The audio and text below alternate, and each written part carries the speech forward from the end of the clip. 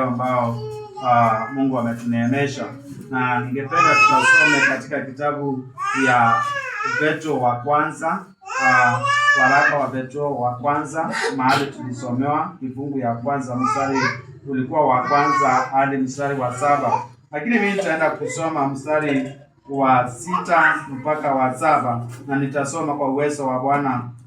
Nanyi mnalindwa na nguvu za Mungu kwa njia ya imani, hata mpate wokovu ulio tayari kufunuliwa wakati wa mwisho. Mnafurahi sana wakati huo, mjapokuwa sasa kwa kitambo kidogo, ikiwa ni lazima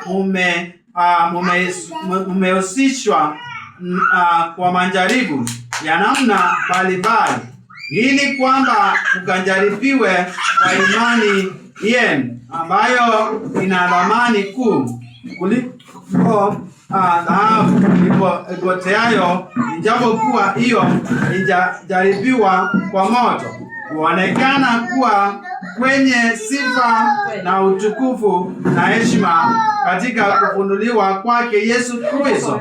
Tuombeni. Mwenyezi Mungu Baba, asante ni kwa ajili ya neno lako. Naomba ukanitumie kama chombo chako kiteule. Nipe neno Bwana kwa ajili ya kanisa lako na watu wako ambao wanasikiza, na ni kwa jina la Yesu Kristo ninaomba na kuamini. Amen. Bwana Yesu asifiwe. Tumekuwa tunaongea neno la Bwana kila wakati mahali hapa, kwa sababu tulisema neno la Bwana ni chakula cha kiroho.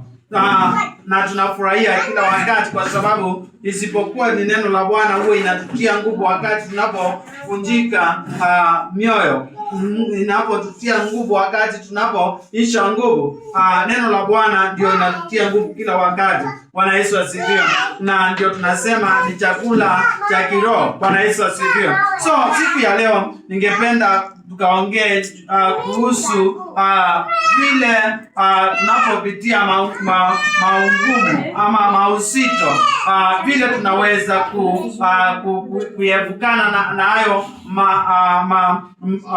tunaweza kuepukana na ile zile mausito ama zile majaribu. Kwa lugha rahisi, wakati tunapopata majaribu huwa tunafanya namna gani, ama tunatatua majaribu yetu kupitia nguvu zetu. Bwana Yesu asifiwe. Lakini siku ya leo ninataka tukaongee vile tunaweza kutatua yale yale majaribu, na ningependa tukajua ya kwamba majaribu ambayo tunafaa kuondoa ama kuongea juu yake ni majaribu huwa inapata Mkristo. Bwana Yesu asifiwe. Kwa sababu ukiwa Mkristo na ukiwa binadamu lazima upate majaribu. Ni kuna yote anaweza sema hakuna majaribu katika maisha yake, ni lazima upitie majaribu. Lakini uzuri kwa vile tunajua Mungu Yesu huwa anatusaidia, tunaweza kufanya nini? Kufikia kuyashinda katika jina la Yesu Kristo. Nitasoma hiyo mstari ambao uko katika kitabu ya Petro wa kwanza mstari wa 6. Unasema hivi, inasema hivi: mnafurahia sana wakati huu, ijapokuwa sasa kwa kitambo kidogo, ikiwa ni lazima umehusishwa kwa majaribu ya namna mbalimbali. Bwana Yesu asifiwe. Majaribu wakati inapotukujia tunafaa kufanya namna gani, ama tunayatatua kupitia nguvu zetu? Bwana Yesu asifiwe. Na swali tunafaa kujiuliza ni kwamba kama Wakristo tunapitia majaribu. Bwana Yesu asifiwe. Tunasema ndio. Bwana Yesu asifiwe. Na majaribu huwa inatoka kwa Mungu ama ni kwa shetani? Bwana Yesu asifiwe.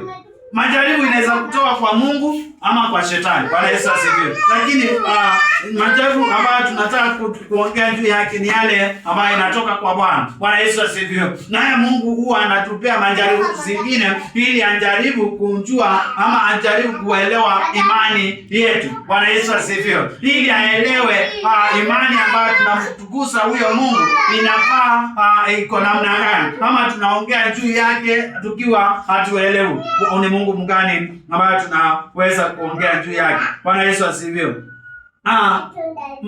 Mungu huwa anajua hata kabla jaribu ikuja katika maisha yetu. Bwana Yesu asifiwe. Na tunafaa kuwa watu wa kumtukuza Bwana, kuwa na ile fellowship na Mungu. Bwana Yesu asifiwe. Tunafaa kuwa na ule ushirika na Mungu hata majaribu yanapokuwa mengi katika maisha yetu. Bwana Yesu asifiwe. Wakati tunapopata majaribu, tunafaa kuwa na ile ushirika na Mungu, kwa sababu Mungu wetu anatuelewa katika matumaini yetu, anatuelewa ile imani ambayo tuko nayo, na anatuelewa ile matumaini ambayo tuko nayo, ile mawazo ambayo tuko nayo. Hata wakati tunapoongea huwa anaelewa ile maongeo tunafaa kuongea. Bwana Yesu asifiwe. Kwa hivyo ya muhimu, tunafaa kuwa na ile fellowship na Mungu. Tunafaa kuwa na ule ushirika na huyo Mungu wetu hata wakati tuko katika majaribu. Bwana Yesu asifiwe.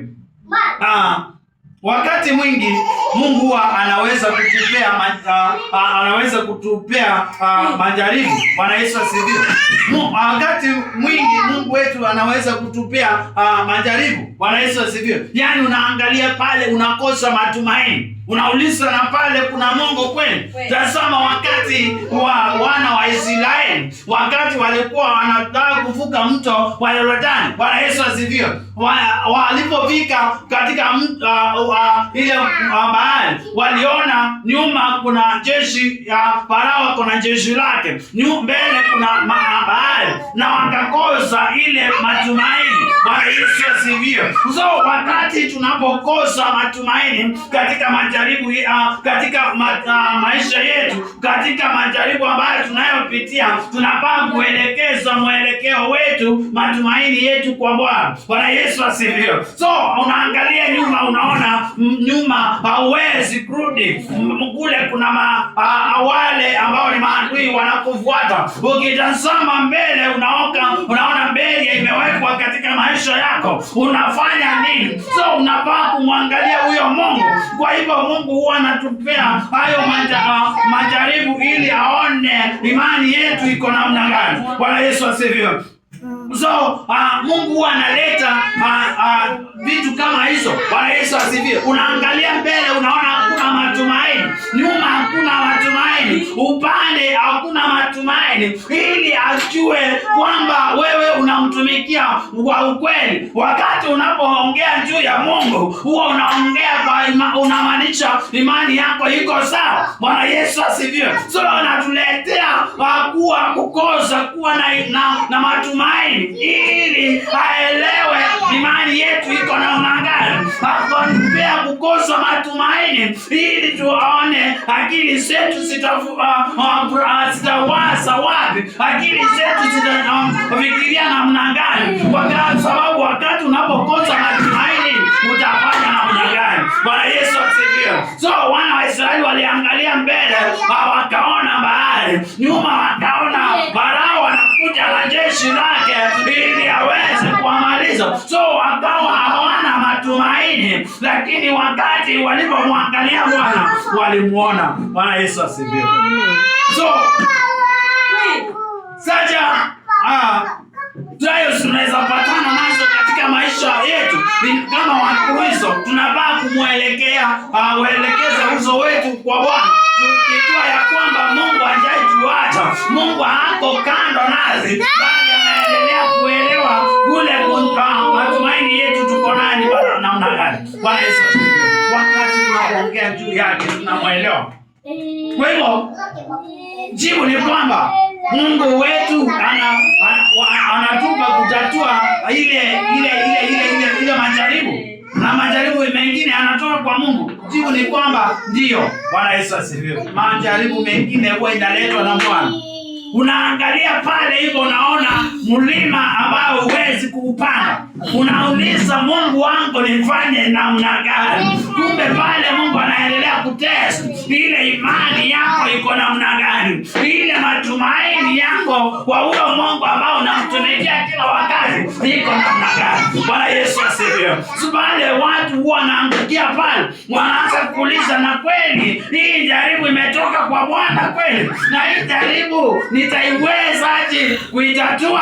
Huyo mlima nitauvuka namna gani? Huyo mlima nitaupanda namna gani? Ile bahari nitaivuka namna gani? Mahali maisha imenifikisha sasa, sina mbele wala sina nyuma. Ninaweza kuangalia pale nikaona siwezi. Na hapo ndipo ninakwambia ya kwamba unafaa kuweka matumaini yako kwa Bwana. Unafaa kuweka imani yako juu sana, uweze kumwamini Yesu Kristo, uweze kumwamini aliyekuumba. Bwana Yesu asifiwe. Amen. Kwa sababu yeye anaelewa na anajua kila kitu. Kwa hivyo analeta ili aweze kukujua na kukupima imani yako namna gani. Kama saizi watu wengi wanapitia situation ambayo ni kali, wanapitia maisha ambayo ni ngumu. Unaangalia chini, unaangalia juu, unaangalia upande na upande mwingine, unashindwa nianze wapi na nimalizie wapi. Bwana Yesu asifiwe. Lakini nataka kukwambia, njipe moyo. Bwana Mungu wako kwa pamoja. Kwa hivyo mambo mengi huwa tunamweka shetani pale akiwa hako. Bwana Yesu asifiwe.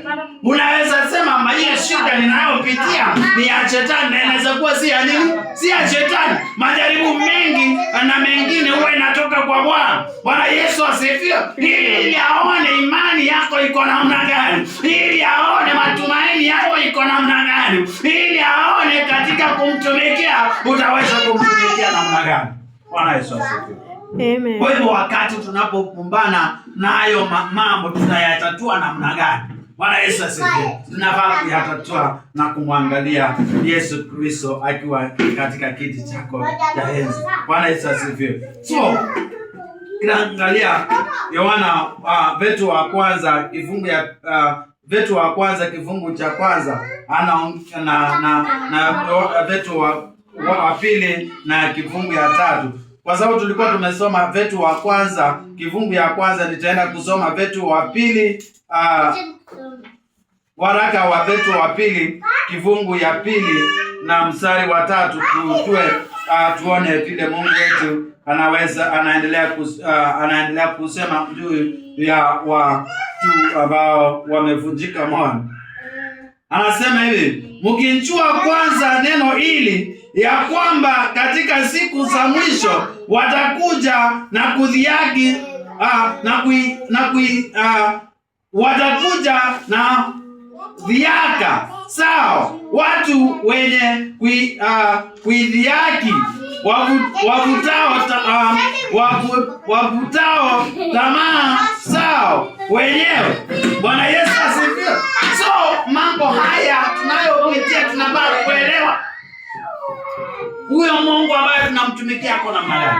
Imani zetu ziko kwa katika Mungu namna gani, ili tuweze kuelewa zaidi na yule ambaye tunayomtumikia ako namna gani. Tukijua ya kwamba mambo mengi huwa inatoka kwa Mungu, majaribu mengi itatoka kwa Mungu, na wakati inapokuja tutaitatua namna gani. Bwana Yesu asifiwe. Tutaitatua kwa njia zetu wenyewe, ama tutaitatua na kumwelekea Bwana, tumwachie Mungu aweze kutatua zile shida, na atatatua kulingana na vile utainua imani yako, kulingana na vile utaweka matumaini yako kwa Bwana. Bwana Yesu asifiwe. Vile utaweka matumaini yako ndivyo ataweza kutatua zile shida ambazo unakumbana nazo. Ukielekeza uso wako kwa Mungu utaweza kutazama mtumishi wa Mungu ambaye tumeimba, ambaye ni anaitwa nani?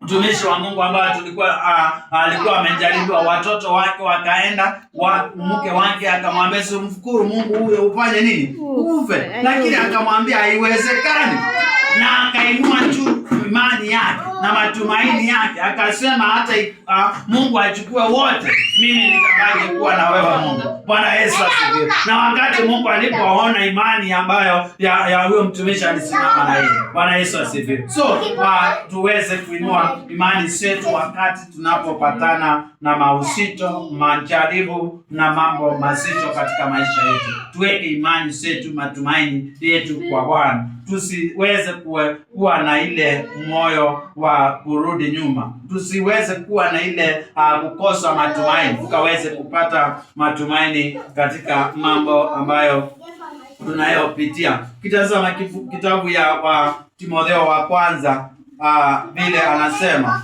ili tuweze kuelewa neno la Bwana vizuri. Timotheo wa kwanza kifungu ambayo ni cha 4. Timotheo wa kwanza kifungu ambayo ni cha 4. Tuelewe neno la Bwana vizuri. Timotheo wa kwanza, waraka wa Timotheo, waraka wa Timotheo wa kwanza mstari wa 4. Waraka wa Timotheo wa kwanza kifungu ya 4 na mstari wa 6.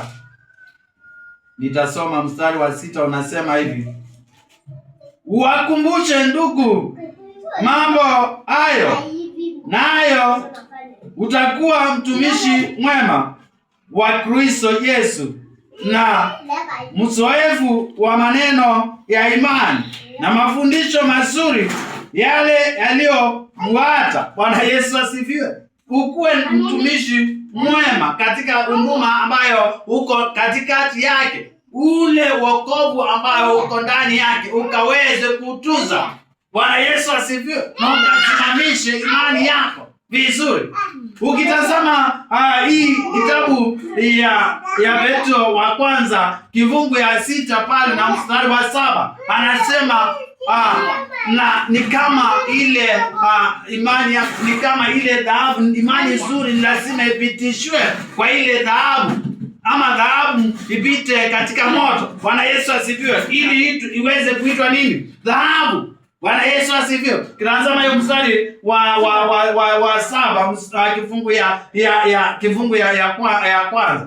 Ni lazima dhahabu nzuri ipitishwe wapi? Katika moto. Bwana Yesu asifiwe. So tunafaa kuelewa vizuri imani na hatua ambayo tuko nayo kwa ajili ya kumtumikia Bwana katika maisha yetu. Ni lazima tuige mfano wa Mungu wetu, tuige mfano wa Yesu Kristo, tuinue imani zetu kwa ajili ya Mungu, tuinue matumaini yetu kwa ajili ya kumtumikia Bwana, na tutaweza kupata ushindi katika katika Mungu wetu na katika imani zetu, na katika mausito tunayopitia, majaribu ambayo tunapambana nayo, tutaweza kuyashinda. Bwana Yesu asifiwe. Tusitatue kulingana na kujua kwetu na mawazo yetu na mafikira yetu, lakini tukatatue na kumwangalia huyo Mungu na kuelekeza imani yetu juu mbinguni kwa ajili ya kumtumikia. Nitaenda kusoma Isaya kifungu ya 61 na mstari wa kwanza hadi mstari wa 2. Isaya 61 na mstari wa kwanza hadi mstari wa 3. Anasema, Roho ya Bwana Mungu hii juu yangu, kwa sababu Bwana amenitia mafuta ni wahubiri wanyenyekevu habari njema. Wamenituma ili kuwaganga. Wacha nirudie tena. Roho ya Bwana Mungu hii juu yangu, kwa sababu Bwana amenitia mafuta niwahubirie wanyenyekevu habari njema. Amenituma ili kuwaganga waliovunjika moyo, kuwatangazia mateka uhuru wao, na waliofungwa habari za kufunguliwa kwao, kutangaza mwaka wa Bwana uliokumbaliwa, na siku ya kizazi cha Mungu wetu, kuwafariji wote walio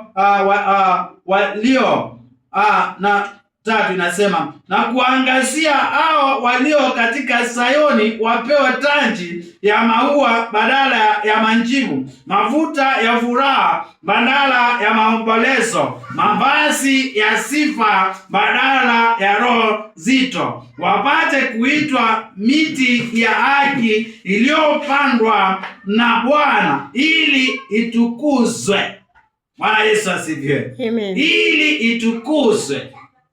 Bwana anahitaji watu ambao watasimama. Mungu anahitaji watu ambao wanainua imani zao. Mungu anahitaji watu ambao watainua matumaini yao kwa kumtumikia Bwana. Mungu anahitaji watu ambao Wakristo ambao imani zao wameinua ni kwa ajili ya kumtumikia Bwana. Imani zao ni kwa ajili ya kusimama na Bwana, na waseme hatuna pengine, hatuna mwingine wa kwenda kutumikia ila tu ni Bwana. Hata majaribu haya yaje kwangu, ninajua Bwana atanipa kuyashinda. Hata mambo mazito yakuwe kwangu, Mungu atanipa kuyashinda kwa jina la Yesu Kristo. Kwa maana haya Mungu ameleta kwetu, anatengeneza njia, na wale ambaye ameleta majaribu kwako anajua vile utakaye kuyashinda. Bwana Yesu asifiwe. Na hakuna dhahabu nzuri isipopita katika moto itaitwa dhahabu. Bwana Yesu asifiwe. Ili ukuwe Mkristo mzuri, ili uweze kupewa hiyo taji na semekana mahali hapa katika hii kitabu ya Isaya, ni lazima usimame. Kukiwa kuzuri, kuwa kumbaya, lazima usimame ili ukaweze kumtukuza nani? Mungu. Bwana Yesu asifiwe. Kwa hivyo ili uitwe mtumishi wa Bwana lazima usimame, ni lazima upitie, na lazima utangaze neno la Bwana bila kuongopa. Bwana Yesu asifiwe. Amen. Kwa hivyo wakati tunapopambana na hayo mambo, tukaweze kusimama kabisa kidete, tukainua imani zetu, kwa sababu Mungu ataweza kutengeneza njia. Hawezi kubali watu wake waweze kuangamia. Hawezi kubali watu wake waweze kushindwa. Na zaidi anakupa ile jaribu, anajua ukweli utaweza kuisamini. Bwana Yesu asifiwe, katika jina la Yesu Kristo. Kwa hivyo tunapopitia mausito na majaribu ambayo tunapambana nayo, Mungu huwa analeta ili aweze kuinua mioyo yetu, ili aweze kuinua imani zetu, ili aweze kututia nguvu kwa ajili ya kumtumikia. Bwana Yesu asifiwe. So tutaweza kutengeneza njia kwa ajili ya maisha yetu. Kwa hivyo wakati tunapopatana na hayo majaribu, tusitatue kwa ajili ya kujua kwetu, tusitatue kulingana na kujua kwetu na mipango yetu, lakini tukaachie nani? Mungu aweze kutengeneza njia pasipo njia. Mungu akaweze kutupa ushindi kwa ajili ya maisha yetu. Hata mausito ambayo yako mbele zetu, tuachie Mungu ili akaweze kutatua kwa njia yako. Kwa hivyo usitatue mambo kwa ajili na kulingana na hekima yako. Mwachie Mungu ili akaweze kutatua kwa njia yake ya kipekee, na zaidi tukainue imani zetu kwa ajili ya kumtumikia huyo Bwana, na ataweza kutuita mti ambayo ni wa kumtukuza Bwana. Tutaweza kuparinjiwa, tutaweza kupewa taji, tutaweza kupewa nguvu kwa ajili ya kushinda majaribu. Tutaweza kuitwa watu wa Mungu. Na by the way, wote ambao walisimamisha imani zao, ndio Bwana tunasoma ama tunainga mifano yao. Ukitazama mtumishi wa Mungu ambaye alikuwa Yobu, alisimama mpaka akashinda. Bwana Yesu asifiwe. Ukitazama Danieli alisimama, ukitazama Yosefu alisimama akasimamisha imani yake. Kwa hivyo tuendelee kusimamisha imani ya Bwana. Ukiangalia Ayubu, mambo ambaye alipopitia, wengi wakamwacha, wengi wakamtukana na kuongea mambo mengi, na wakamwambia hata yeye hamjui Bwana, lakini yeye alisimama na Mungu, na baadaye akarudishiwa zote ambazo zilikuwa zinaisha. Bwana Yesu asifiwe. Kwa hiyo ya muhimu ni kwamba wakati tunapopatana na mausito na majaribu, tujue ya kwamba kuna njia, na njia ni kumwangalia Bwana. Tusitatue kupitia hekima zetu na kujua kwetu, lakini lakini tukamwachie Mungu akaweze kutatua kwa njia yake ya kipekee. Na ili atuite ambao wabarikiwa, atuite watumishi wake, lazima tusimame kidete, tusimame tumtetee. Hii mstari wa 3 anasema kuangazia hao walio katika Sayuni, wapewa taji ya maua badala ya majivu, mafuta ya furaha badala ya maombolezo, mavazi la sifa badala ya roho zito. Bwana Yesu asifiwe. Tuweze kusimama kidete wakati tunapopatana na mambo, na tujue mambo majaribu mengi huwa yanatoka kwa Mungu akitaka kupima kuelewa imani ambayo tunayo. Bwana Yesu asifiwe.